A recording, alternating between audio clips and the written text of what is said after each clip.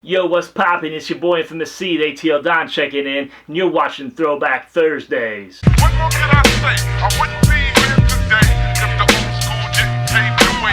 What more can This week on Throwback Thursdays, got some minor league throwbacks. As y'all know, I'm really big on both major league and minor league throwback jerseys. Appreciate all the love and support everyone's been giving on this new series. Go check out the Fitted Fiends series if you haven't already. Most recently, the Braves AAA affiliate, the Gwinnett Braves, changed their name this season to the Gwinnett Stripers. Was not a big fan of the name change, but a company called Kruk Cards, which sells on eBay, bought a large quantity of their leftover jerseys. Most of them were from the final season of being the Gwinnett Braves in 2017, but some were for some previous seasons as well. So luckily I was able to find these and add them to the collection. With no further ado, let's get into it.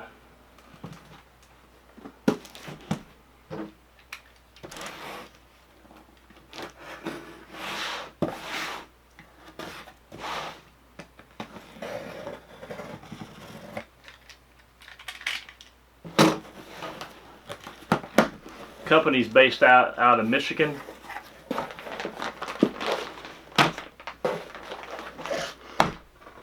I bought at least, I think, I bought one minor league Gwinnett Braves BP jersey that was featured probably in the last month, but I also bought a lot of other like sports memorabilia from them. All right, which one am I going to do first?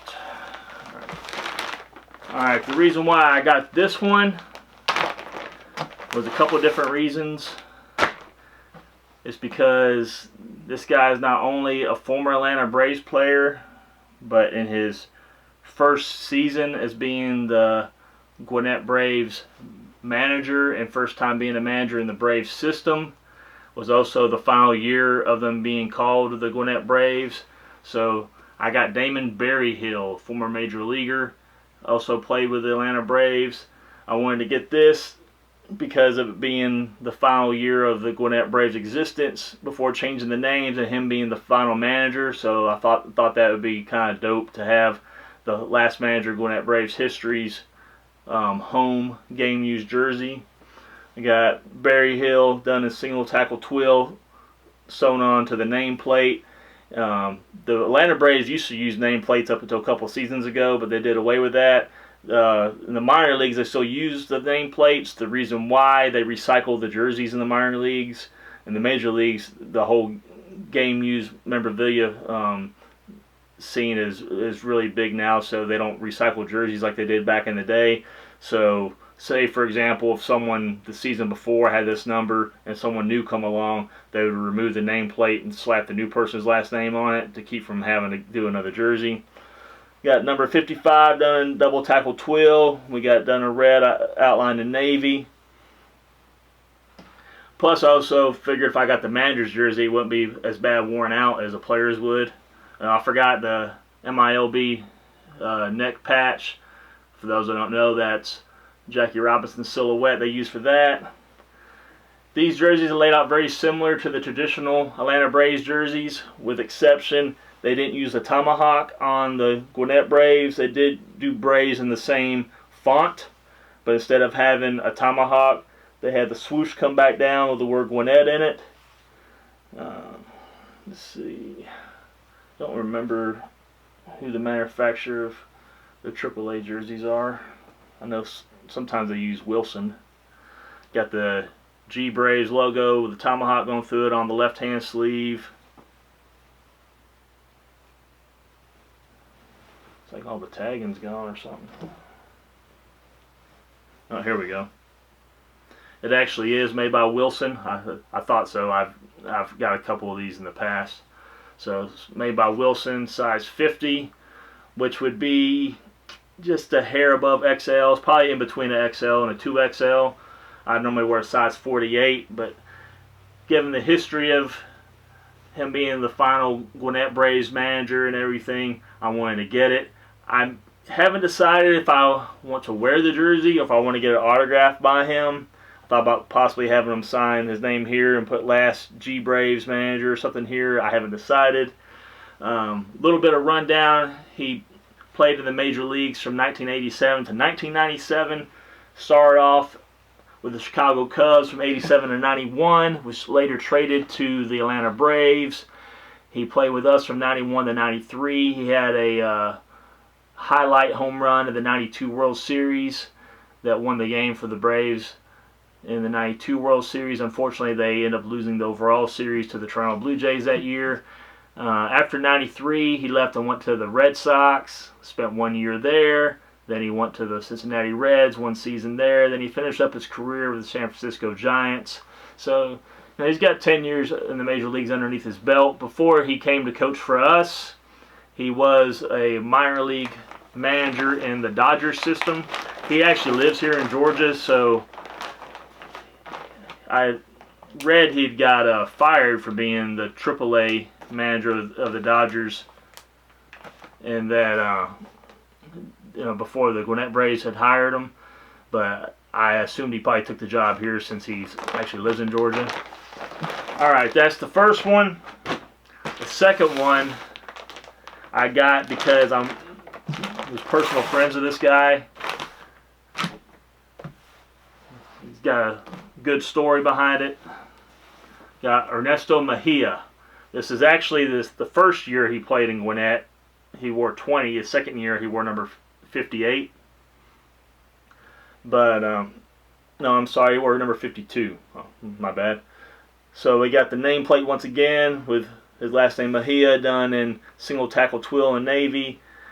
Got the 20 done in double tackle twill, red with the navy blue in the background.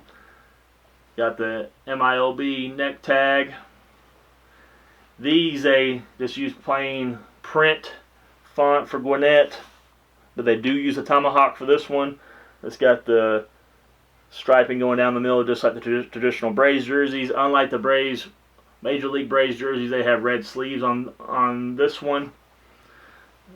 This one was also made by Wilson in size 48. I actually became very good friends with Ernesto Mejia. He got stuck at AAA basically, and he was a very, very good player, massive home run hitter, usually would bat in like the high 280s, low 300s. He was on the Braves 40-man roster for 2 years in a row, and even in the September call-ups, for some reason they never called him up. I never understood that. The reason why he was trapped in AAA, he was a first baseman, and the Braves had Freddie Freeman. So he never got the opportunity to make it to the major leagues. It's very sad that had to happen to him. I wish they would have traded him so he could go play elsewhere because he could have been a superstar. He started a third season with the Gwinnett Braves and was dominating like the first 2-3 weeks of the season. I actually had got some of his game-used spring training jerseys because what a lot of people don't know, the players do not own the uniforms they wear. They belong to the club. So he did not have any of the Major League spring training jerseys he got to wear because he got to play with the Major League squad in spring training, but just not during regular season. So I contacted the person in charge of the game-used memorabilia for the Atlanta Braves and told her that I was actually buying it to give to him, so she cut me one hell of a deal. So he was very fortunate I did that for him, and he told me next time he saw me he'd give me one of his game-used bats. But unfortunately, he asked for his release within probably like a week of the last time I saw him, and the Braves granted him his release so he could go play professional ball in Japan, and he's doing very well over there. Sad to see him go. Wish he had the opportunity to be a superstar over here in America, but I wish him well. Hopefully I can cross paths with him again one day in the future. When I saw they had this, I actually have his game-used jersey from his last full season with the Gwinnett Braves. He was actually the International Rookie of the Year one of those years he played here in Gwinnett. Look the guy up, Ernesto Mejia. His stats don't lie. He played his entire minor league career with the Braves except for one season. He left to go to the Kansas City Royals organization, but then he returned back to the Braves. Super nice guy. I feel bad he never got the opportunity to show his talent in the major leagues with the Atlanta Braves, even during September call-ups. They just never gave him the chance. But hope everybody enjoyed this video. Please give a big thumbs up if you did. Subscribe down below if you haven't already. Till next time, it's your boy Infamous C, the ATL Don, signing out. Peace. If a rock must, if a rock must, if a rock must, if a rock must. I'm in the trap on the block with my vest and my clock. I'm that thug from Atlanta, still ballin' like Pac. If my C be my name, they just trim my claim to fame. Mafioso be the clip that's gonna bring the pain.